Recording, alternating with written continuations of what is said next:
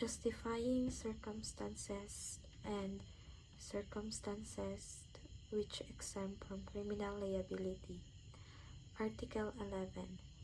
Justifying circumstances. The following do not incur any criminal liability. Number 1. Anyone who acts in defense of his person or rights, provided that the following circumstances concur. First, unlawful aggression. Second, reasonable necessity of the means employed to prevent or repel it. Third, lack of sufficient provocation on the part of the person defending himself. 2.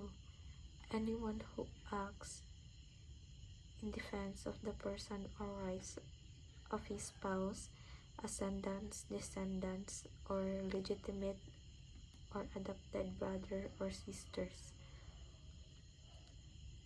or of his relatives by affinity in the same degrees, and those by consanguinity within the fourth civil degree, provided that the first and second requisites prescribed in the next preceding circumstances are present, and the further requisites in the case the provocation was given by the person attacked, that the one making defense had no part therein. Number 3. Anyone who acts in defense of the person or rights of a stranger, provided that the first and second requisite mentioned in the first circumstances of this article are prescribed, and that the person defending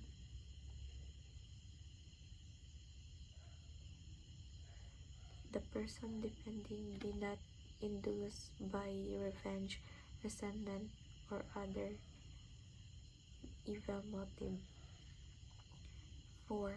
Any person who, in order to avoid an evil or injury, does an act which causes damage to another, provided that the following requisites are present. First, that the evil sought to be avoided actually exists. Second, that the injury feared be greater than that done to avoid it.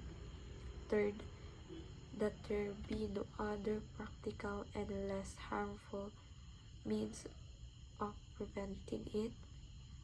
Number 5. Any person who acts in the fulfillment of a duty or in the lawful exercise of a right or office.